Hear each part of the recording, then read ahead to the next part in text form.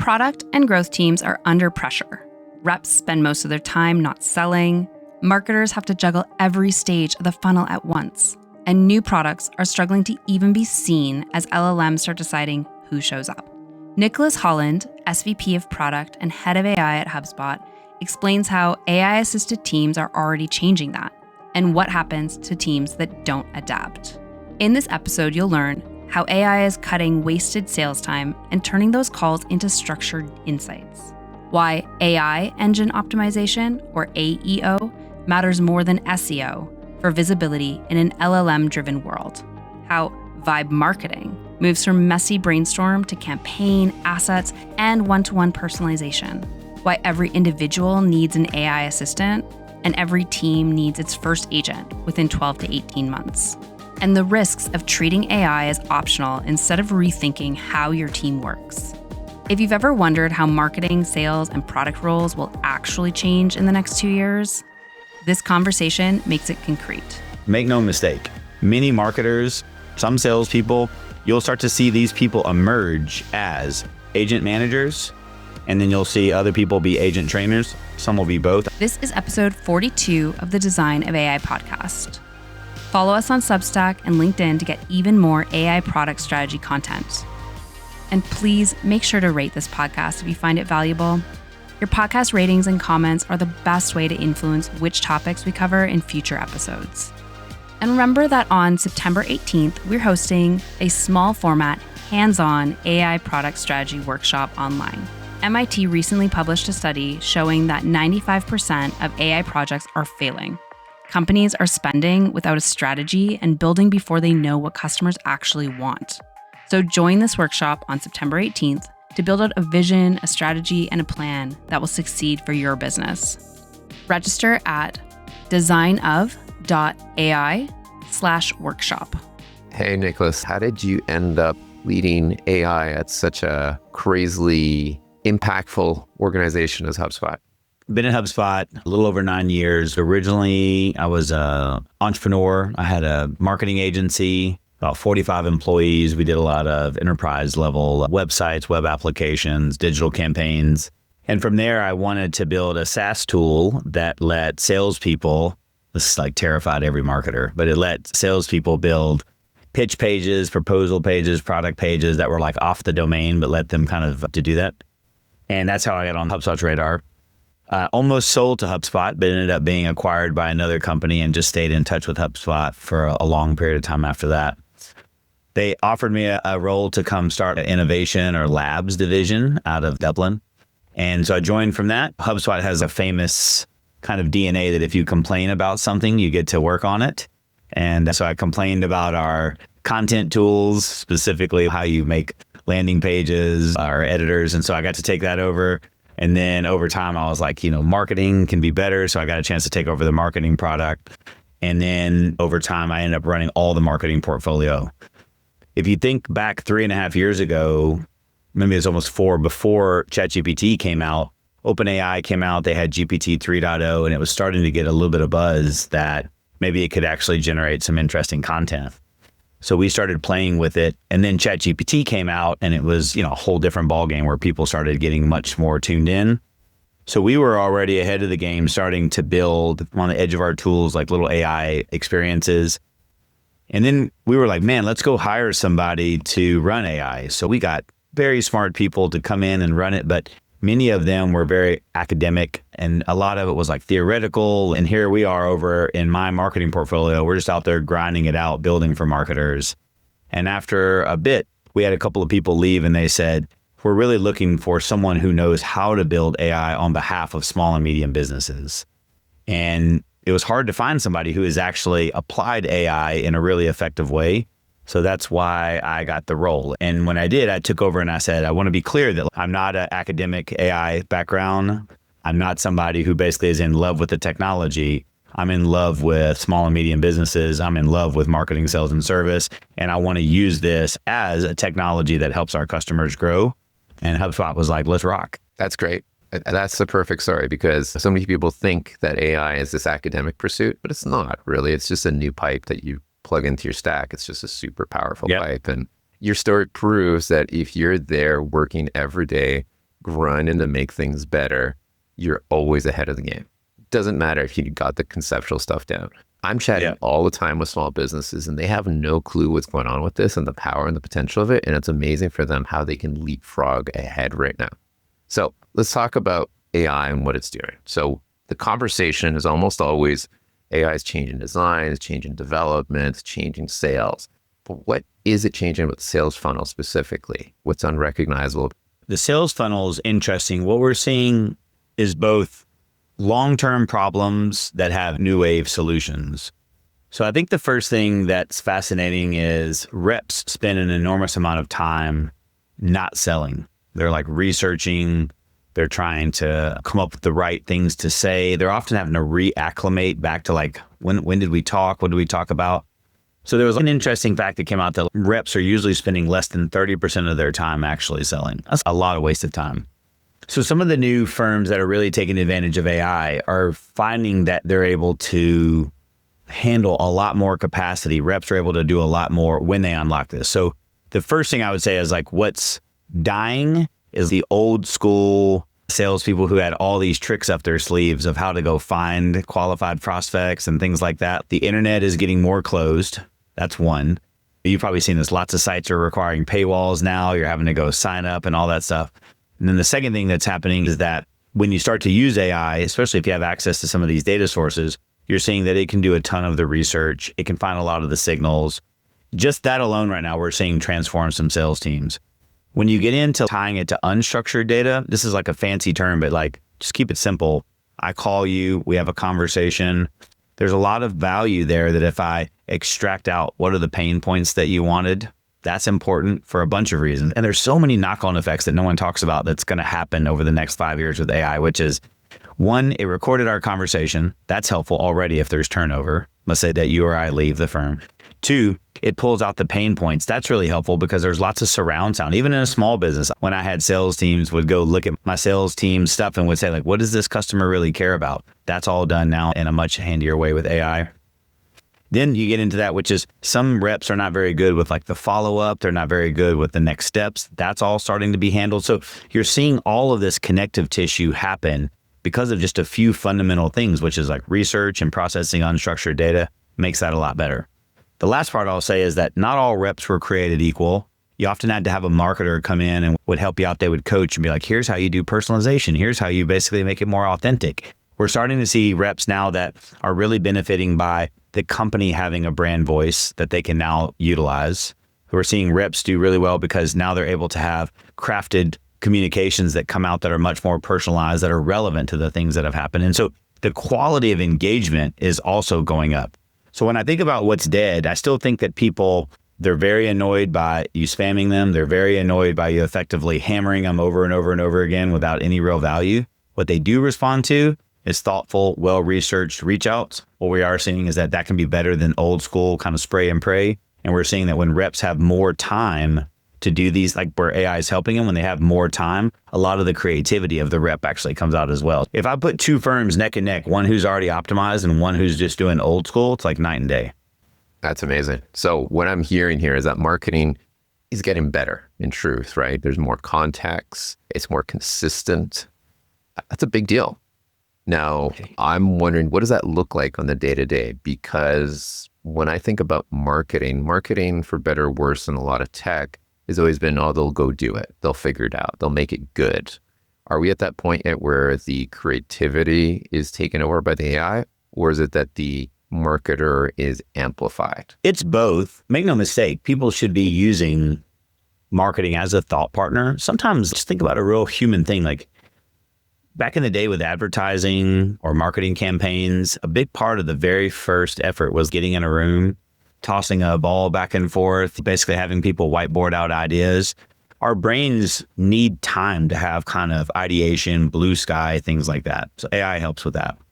The other part that I think is interesting is, again, we were just talking about the sales funnel. Most of the marketers that I talk to, especially at small and medium businesses, they very rarely had time to go deep on top of the funnel, middle of the funnel, and bottom of the funnel. In fact, like a lot of the marketers I talk to are pretty stressed because sales is asking me for material for this webinar that we're about to put out. I also have to do things to draw top of the funnel. And at the end of the day, we also need to finish this RFP and have a really nice quote that looks out there. So going back to your question, the creativity is something that humans have a lot of. And I still see AI fall short quite a bit in that area. Being able to unlock it with a thought partner is a very key thing that I think lots of marketers should do. But now being able to do that at speed so that you can quickly move top of the funnel, come up with a campaign, start to run stuff there, middle of the funnel, and then the bottom of the funnel, that's where I'm starting to see is that marketers are starting to be able to play across much more of the surface area. And I think that's a big change. We go back to that idea of like a super contributor. I can be good at the middle, bottom, and the top of the funnel now. I have a thought partner. And then once I have the creative there, I can actually run the work stream a lot faster. That's what we're seeing. Okay, let's go to the big question here. 5 years ago compared to today, do marketing dollars buy you more impact now or less? Well, it all depends on where you spend them. I'll tell you, the ads market continues to be more saturated because search isn't working as well as it used to. You've probably seen this, but at the end of the day, you've got now a lot of pressure from the LLMs, the frontier models out there where they're starting to provide answers like that kind of ask a question, get an answer type stuff. A lot of that is being handled now by the LLMs. And so in the past, you would spend some money on ads, some money on organic. What you're seeing is as there's pressure on the organic side, you're seeing the ads cost is going up. So I would say less farther there. I think on the creative side, God, much further now. You're seeing small teams. I don't know. If you see like there's multiple commercials now out on TV where people have just done VO3, which is like Google's model. They've made that commercial. You used to have to pay a ton of money to Getty or kind of stock art places. You then would have to pay tons of money to have a professional photographer or a videographer come do stuff. Like that's all within a marketer's capabilities now. So I think it's changing. If I had to pick now, if I had the right mindset, I know the things that I know today about how to use AI, I'd probably rather play the game right now. 5 years ago, we were starting to get into the hardest point of marketing. Many marketers probably know this, is that we got to a point 5 years ago where we were starting to hit saturation on tons of channels. It was getting harder and harder to squeeze out performance. The rules have changed quite a bit. This is a fun time. If you know what you're doing, this is a fun time to be a marketer. Now, a lot of the listeners, they're involved in go-to-markets. They have to launch things. They have to get awareness growing. What I'm wondering is, are the LLMs deciding where the demand is being generated and where it isn't? What is the LLM taking out of people's control and what is it enhancing? Because I swear every week people are coming to me asking, how can I win now that basically the LLMs are deciding who's the top dog? Yeah, so there's a term, everybody knows SEO. What we talk about here at HubSpot is AEO. So it's like AI engine optimization. And just like Google doesn't publish their clear playbook, but you begin to infer things, we're beginning to infer things that we see like can have influence over what the LLMs do. Some of it is just modified versions of really good SEO. So an example, if many of the listeners know this, like how you create a web of content towards topics. So topic clustering and things like that, that really matters. Those things are starting to have some influence. There's like technical AEO stuff that you can do. How do you declare schemas on your website that also make it very easy for the different LLMs to do stuff? That's what we've been working at here at HubSpot, is like, how do you help customers do both the technical AEO and then help them work through that? I think the thing that is really on people's minds is that we came up with a concept a long time ago called inbound, which was if you effectively put out helpful content, people would come to you. As you did that more often, they would want to build a relationship with you and then you could move on. So inbound still exists, ironically. It just has changed quite a bit. Right now, what we see is that entertainment is another area that's popping up quite a bit. So social media and things like that. When you build a really good entertaining or informative type stream there, people still want to build a relationship with you. But specifically on the LLMs, what we're seeing now is that they're starting to make real referrals to real businesses. It's early. They don't have a ad system yet. You can't buy leads directly from them, but they are doing something where you say like, hey, and everybody on the call should do this. Pick your industry. You do lawn care in Nashville. Like, hey, who are some lawn care providers in Nashville? And you will get an answer. And that is where your journey begins. You should start to see, do you show up? Do you not show up? And then that's how you start to understand, okay, wow, I'm not where the game is. And then you can start to do some of this AEO stuff. And then there are tools that you can have to help influence that. That's the game that I think people should be looking at right now. Oh, there is one more. The other question I think is really interesting is, I've asked a lot of marketers, have you just gone to your sources data in a while and just said, like, am I getting any traffic from ChatGPT, Gemini, or Claude? And some of the tools that people are using don't even show that. You got to get your tools cleaned up. But then some people are like, oh my God, I am seeing some traffic there. And then I tell people, watch that traffic, because what we're starting to see is that that traffic performs very differently than organic traffic from like a search engine. It's much higher intent. We're seeing much stronger signals where they buy or make a decision. So there's a lot of fascinating things there that when an LLM does recommend you, boy, you're in the game. I like to contextualize this stuff, which is the LLM is acting like the guy down the street who has a recommendation for everything. But if he doesn't understand your business, he's just going to be spewing nonsense. And this is why if your website is incomprehensible, you're not going to get anything useful out of this. And the LLMs will only understand as much as your website is comprehensible. And if you have customer referrals out there, and if there's clear differentiation, and this is a big issue right now. There's so many businesses, particularly small businesses, that don't understand they're not differentiated. And that differentiation is more valuable than ever. Some of the panels that the different frontier model leaders were talking on, they dropped a kind of an interesting nugget that I'll just leave with everybody here. They said, I'm just going to put this out there, that knowledge bases are incredible. So I just put that out there because I thought that was fascinating. Knowledge base was traditionally owned by the service department. HubSpot is a customer platform. We have a marketing, sales, and service all working together. But some of the things we're seeing right now is that certain marketers are becoming pretty interested in the knowledge base right now, because what an awesome way to start feeding information, to your point, Arpit, about that. When we think about where things are going, lots of different ownership and roles are going to start shifting over the next few years. For sure. So I'm working with a couple of universities right now on how to address this major tectonic shift. And I keep telling them, you need to have a proprietary set of first-party data that you leverage and that is more valuable than it is for your brand. It needs to change the game and how people understand universities. So go out, get 10,000 stories of your students. This is your archive. This is your LM. This is your power. Yeah. And so many businesses are still stuck on the surface level stuff. And, you know, that's fine and all. But if an LLM is like, oh, your banner's cool, so what? They have cool banners. How does that help you? Tell a real story. Tell a meaningful thing that has legacy and heritage and proves who you are. I'll tell you this other story. We used to do this thing where we would ask customers, hey, for the content on your website, would you like to hire a copywriter? Would you like us to do it? And they would say, no, no, no. We know how to do it. We know how to write. And then it would be very shallow, very, very non-compelling content. And I still see that with a lot of SMBs where they think that just because they can write, they've got it out there. But to your point, the depth and the quality of the website content is a huge contributor. So I agree. If you want more AI strategy and research content, subscribe to our Substack newsletter at designofai.substack.com. This episode is brought to you by PH1 Research, a research and strategy consultancy specializing in mapping the future of your business and products. Get more info at ph1.ca.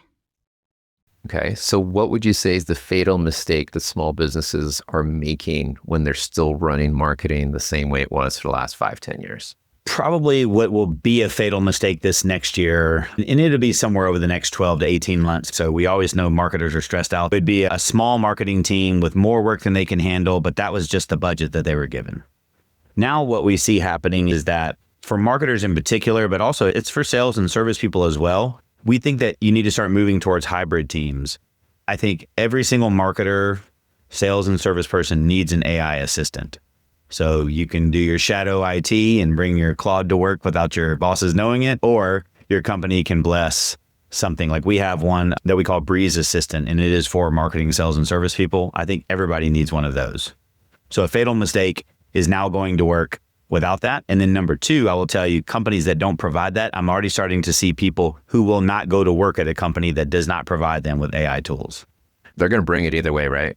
Exactly. And so that's number two.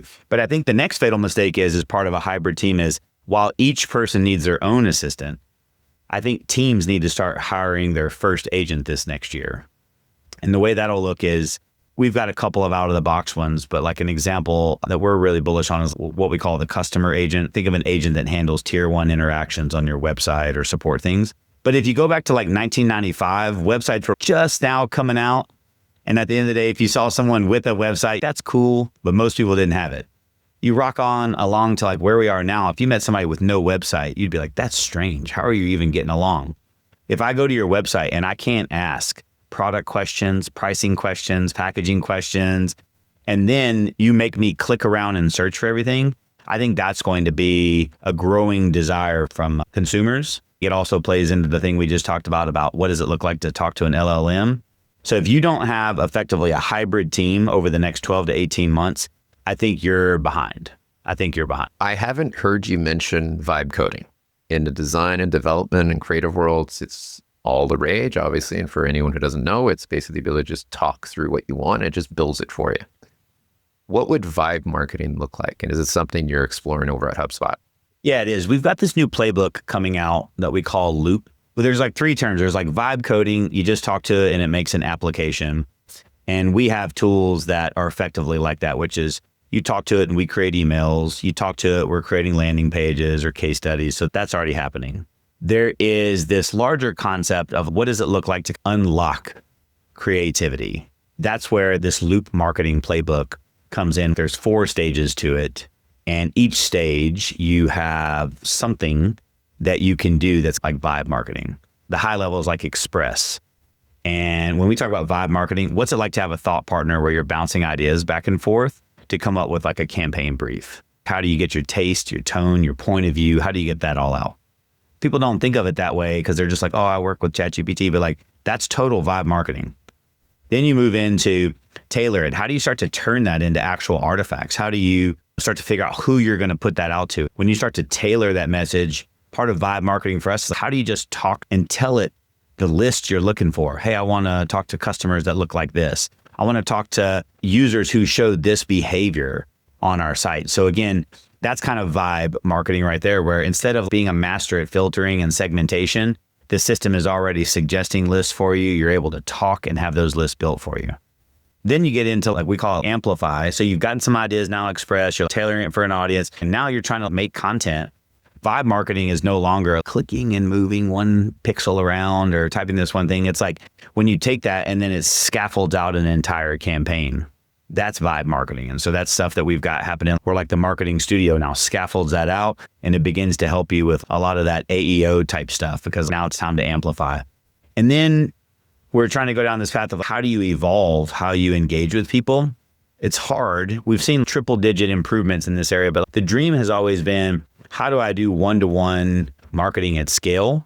The easiest thing we're seeing is that we've started to put out tools where customers can not just do like tokenization in email. They can talk to the email is basically the way to do it. They can say in this section, put the highest likely product that, RP would want to have. And then it does that. So if it's emailing out 1,000 people, it's 1,000 different emails still guided under the controls that you gave it. So it's like one-to-one personalization with LLMs powering it. So that to me is what vibe marketing looks like, which is across all of those, you've now got the super contributor who is able to get all that work done, and they're working in a conversational way back and forth with their tools. I'm sure there's still a lot of people today who are skeptical about vibe coding. They think it's probably childlike, poor outcomes. But the more I get into this world, the more it feels like it's not a tool. It's like interacting with a team of employees. And if you can explain it to that team of employees, you're going to get great results. If you spend no time explaining it, you're going to get no results. And we need to stop thinking of it as an interface. It's just an entire new way of working. And I find myself some days barely even touching the keyboard because there's just so many ways to interact with content and build and relay content and exports from one tool to another tool. And you have this network of assistants now. It's unbelievable. And I know people still doubt it, but we'll see what happens. Can you imagine how effective you are now versus like, think back when you started? The thing I try to tell people all the time is like, you pick up a guitar, it's not the guitar's fault that you're not good at playing the guitar. You got to take time to like build those muscles, learn how to play it. It's no different with these AI tools. A lot of the people listening don't know much about marketing. They just assume it's just a budget with a treasure chest and you just burn it. What science is now backing the decisions? What can marketers do that perhaps the really data-minded people didn't know was possible? Oh, this is good. So the thing that I think is coming up this next year that will be key for businesses is context. That word is going to start to dominate the headlines for anybody who's doing AI stuff. When we started working on AI, you can ask the LLM something, you can ask ChatGPT something, for example, and it gives you just an okay answer.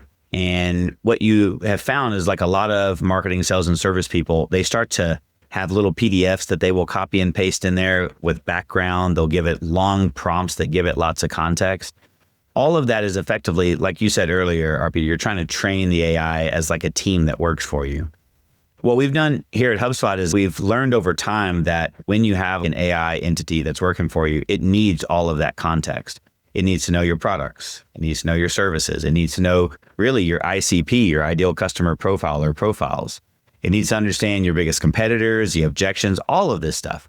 This is all stuff that if I came to work for you right now, you would teach me about kind of the business, and then that would be context that I bring to every interaction I do. That's where I think the game is going to go next. And so we've spent a ton of time building out this context layer for Breeze. Breeze is like the name of all of our AI stuff. And so we have the company context, all the things I just told you about. We've started to put together user context. So I want to know just like memories about you, things that you tell me. I want to know your role at work. I want to know who you work with, like your peers and people that report to you.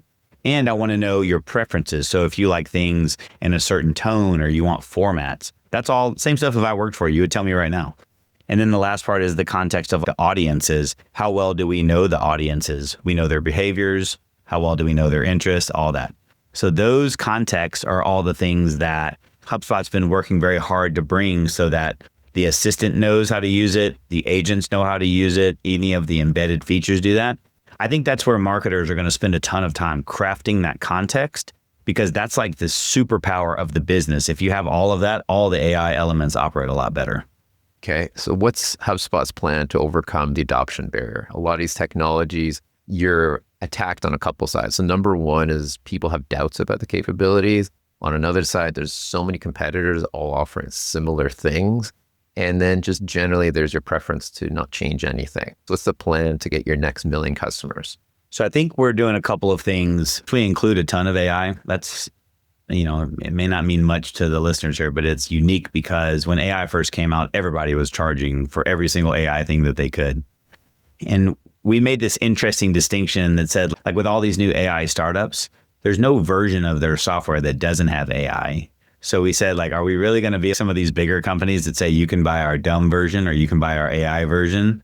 So we started 3 years ago just baking AI deeply into the platform. So that's one. There is no version of HubSpot without AI. And we include all of that as part of your subscription. We're not charging you extra for it. The second thing I think we're doing is we have a bunch of free and starter stuff that we offer for businesses that are getting started. We have a lot of AI down there as well. Again, the concept is if you're starting a business, you buy a bunch of point solutions, and then later you decide that you want to have them all talk to each other, or you can start with something like HubSpot. And that's been compelling. We have millions of users who are kind of on that path. I think the other part about all this, though, is that we are right now wanting to help our customers set up their hybrid teams. So something cool that we're doing is that when you buy HubSpot, if you're pro level or higher, we're actually helping our customers set up their agents. And that's neat because we're really trying to train the next generation of agent managers and agent trainers. So that's like a profound thing when you think about it. You buy HubSpot, you're getting your onboarding, everybody does that. But now we want to teach you or somebody on your team how to actually start to set up other agents, how to manage them, and then how to train them to get better. This will be a new role. Make no mistake. Many marketers, some salespeople, you'll start to see these people emerge as agent managers, and then you'll see other people be agent trainers. Some will be both. I think that's going to be big. So let's go into some specific examples here. A lot of our listeners are either at slow-moving tech companies where, marketing is its own division, or they're in these really nascent small startups. So our most recent guest, he started a vibe coding startup called Base 44, and within 6 months, he exited for 80 million. Crazy, right?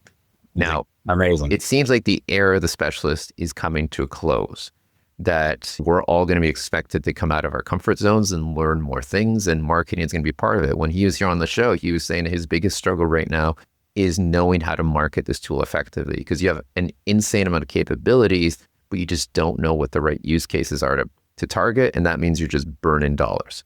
So Totally. if the era of the specialist is over, what does the future marketing look like for these really ultra small teams that perhaps really don't get marketing at all? Because they might just feel like they're left on an island by themselves and buy the wrong solution for the wrong problem. It's hard. And I had talked about this before the show started about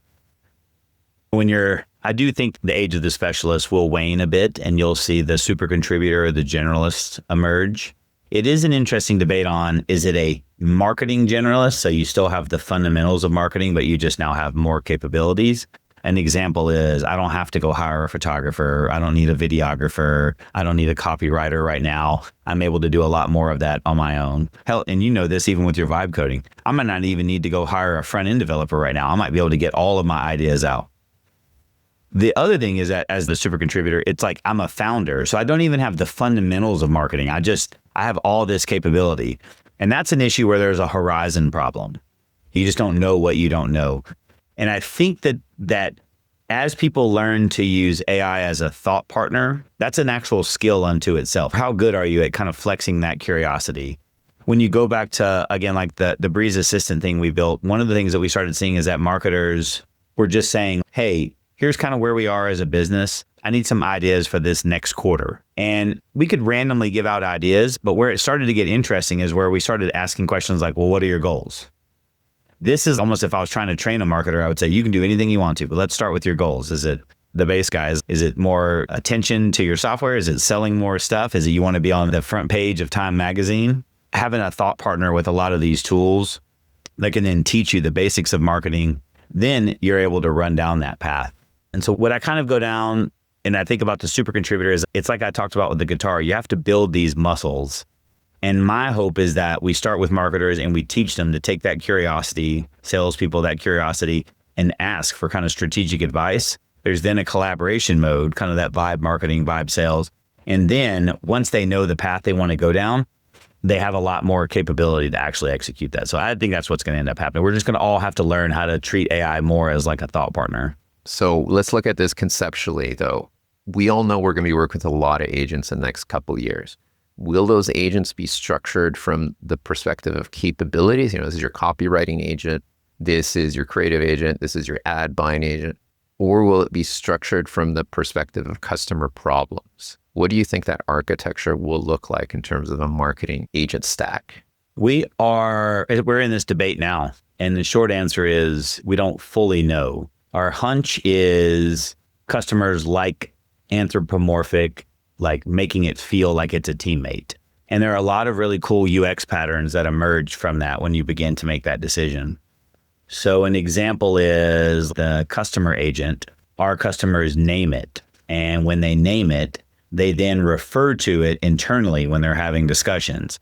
We've even gone down to the point where it drops down in the same menu as other team members when you want to see its performance.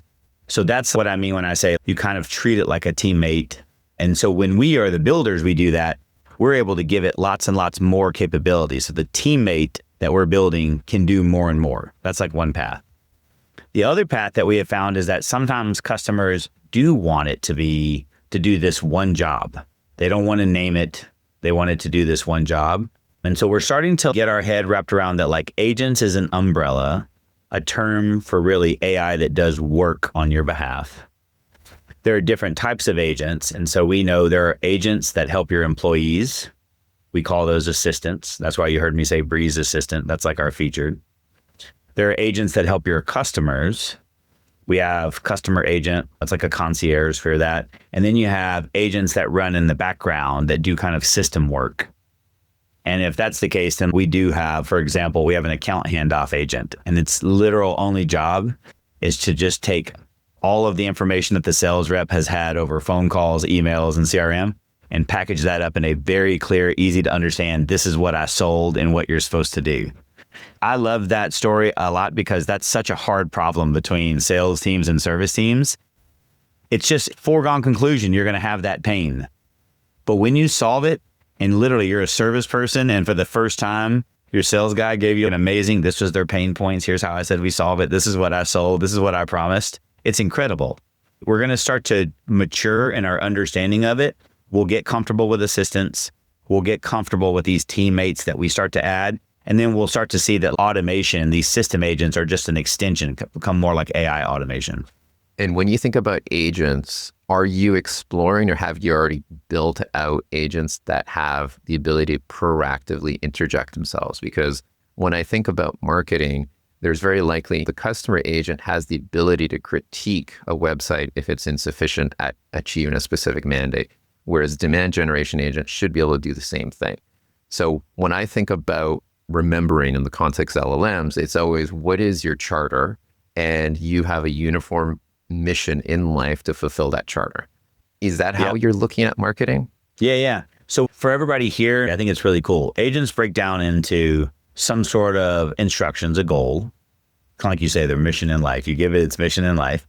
You then attach context to it. So, SOPs, standard operating procedures, background knowledge, all that stuff.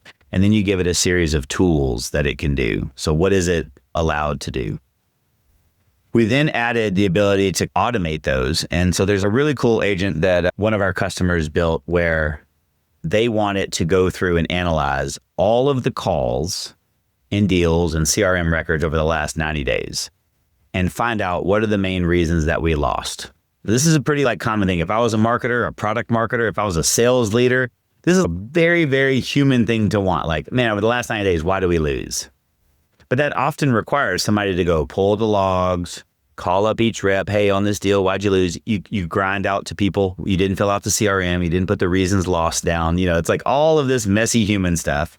And then you have to hire somebody and tell them to put that tickle on their calendar every 90 days. Please go do this. It's some sort of standing meeting. That's an agent that one of our customers has built, and it was an inspiration. Now we've put it inside of our Breeze marketplace, where now every 90 days, it does deal loss analysis, and it scours every deal, all the structured data. It goes through all of the calls and meetings, all the unstructured data.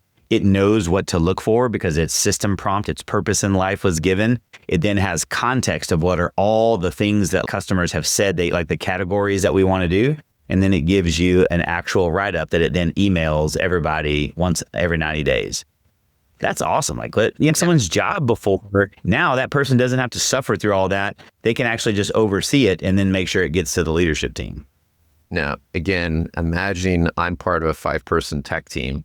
I don't want to deal with any of that. How far away are we from a point that I have an agent or a tech of some form that just analyzes what I built and builds a go-to-market for me and just does it? How far away are we from that? And it's good. I think we're a ways away. I don't ever want to say how far because, we were just joking. There's this new technology called MCP that's opening up a lot of capabilities. We weren't even talking about MCP 6 months ago. So I don't know how far out. What I will tell you is we were hanging out with OpenAI and they were asking, how are you thinking about agents? And we talked about some of these larger anthropomorphic, like a team member agent, like a prospecting agent, customer agent. And they said, that's cool. We think customers will get that, but you need to start with the small primitives. As you start to get those down, you'll then be able to build up to more and more complex things. So to kind of answer your question, we're going to keep building out these primitives, take that little sales loss agent, take the ideation that we've talked about, all of those things. Imagine those were all a bunch of agents. I think there will be a time where an orchestrator agent now can just call those. I don't know when that's going to happen, but I think that you'll go to a system like and I mean HubSpot specifically. Of course, I work there, I'm biased, but I think you'll go to platforms where they specialize in something like marketing, sales, and service, and it'll have that context. So when you say, hey, can you put together a campaign for me? It'll have a dialogue with you. RP, what are you thinking? What's your goals? And then it'll run off and it'll do it all. And then you'll have a chance to approve it. I think that will happen. I just don't know how fast. Okay. And what would you say is the hardest part right now for these LLMs to interpret what a piece of software is, a new capability is, and understand how to find the right audiences? Because that's the challenge that almost everyone's facing is I built a cool thing. I know it's useful, but I don't know who it's useful for or how much they're willing to pay for it. What are the biggest, most challenging gaps in that logic? I think that's pretty timeless. Even back when people were just building SaaS software, even back whenever you had a service, I think it's pretty timeless.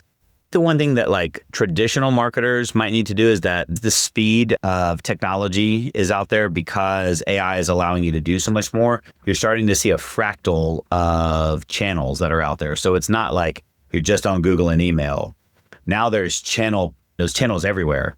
When you just said what you said, if I was going back and I built like a cool vibe coding software, like everybody knows like one of the core places you go to is like Product Hunt. You start there. That's where a lot of earlier adopters are. You go to Hacker News and things like that. That's where I think a lot of marketers are going to have to figure out how do they effectively have an idea, come up with a campaign, get the stuff out there, and then they're going to have to start going deeper into some of these channels.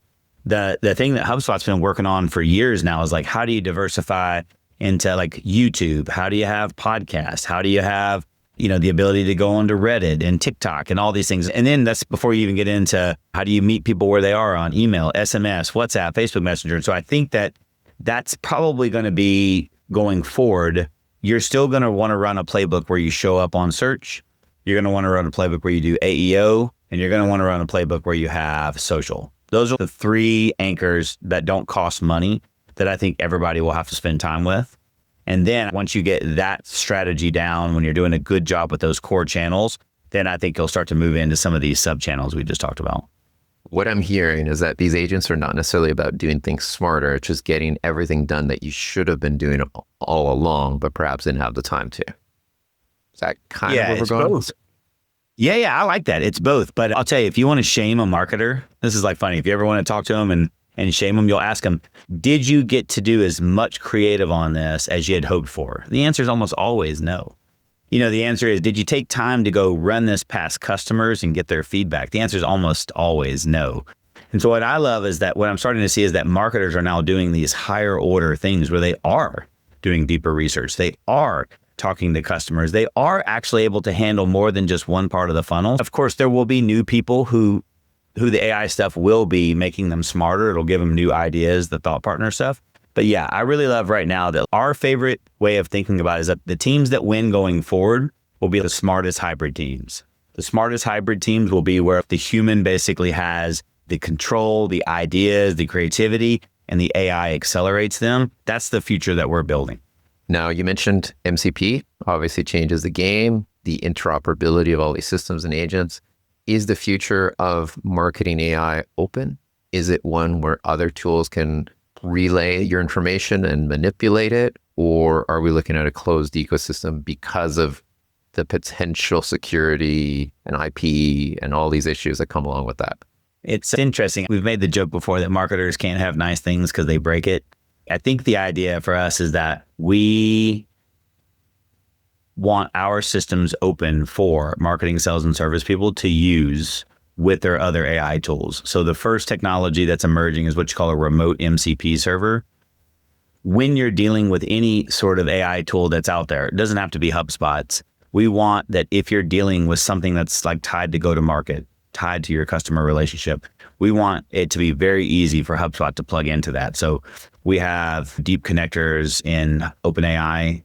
We have the ability for Claude, which is another LLM, to talk to HubSpot's MCP server. Gemini or things like that we have relationships with. That's a world where you will be able to, within, and we're still learning, but like within your permission control, within the governance that your org has set up, you will be able to go in there and work with the system, ask questions, manipulate data. With what I've seen with MCP, I don't think it's going to be a world where it's just a free-for-all security issues. It's going to be a lot of pain like that. I don't think that's going to be the problem. I think right now MCP is just complex enough that it's probably out of the reach of the normal marketing, sales, and service person. That's the real challenge. I think the technology will get mature enough faster than really the UX and the concept. What I probably think long-term is going to happen is that people will just have a phone. You'll click your Breeze Assistant, your ChatGPT, whatever, and you'll say, you were saying before, hey, add a task for me to call RP tomorrow, and it's going to show up in Asana. So that went through HubSpot or Breeze and went to Asana. I think that's what's going to end up happening, and it's going to be pretty cool. That's an interesting future. Okay, so close things out here. Which AI products are you find are really pushing the boundaries? Are there any ones you'd want to recommend? Let's see, what's my personal experience recently? The VO3 stuff from Google is pretty awesome. My grandparents are older. My grandfather passed away. My grandmother is still alive. And so I took some of their old videos and I animated those. And I've been putting those out and sending those to the family. That's amazing for a bunch of reasons. I'm not an animator. 2, I'm not like a videographer. 3, I'm doing this on behalf of my family. Those are the things that I think are pretty profound on a personal way. At work, tools like Granola are really interesting. Of course, there's some legal questions around that. But the reality is that my data, my conversations, I get to spend time, of course, asking questions of the meeting that I had, et cetera. And then, of course, we use HubSpot's a big company. We don't always use all of our own tools, have to, but HubSpot uses Marketing Hub. HubSpot uses Sales Hub, Service Hub. And I'm pretty excited because HubSpot now is starting to use our AI tools. They're building custom assistants internally where the sales team can go ask questions about, hey, what's going on with my commission? What's going on with my territory? How do I work with partners? Like having custom assistants or internal experts to a company that you can go ask specific questions for. That's a new thing that we're not used to yet as many of our businesses. So we always have to hit up the admin, the HR person, something like that. But over time, these new custom assistants really help out with the self-serve. So that's 3 things that I really like. Thanks for your time, Nicholas. It's been amazing to hear. I'm really looking forward to see the future, the next iteration of HubSpot. Awesome. Appreciate you having me. Cheers.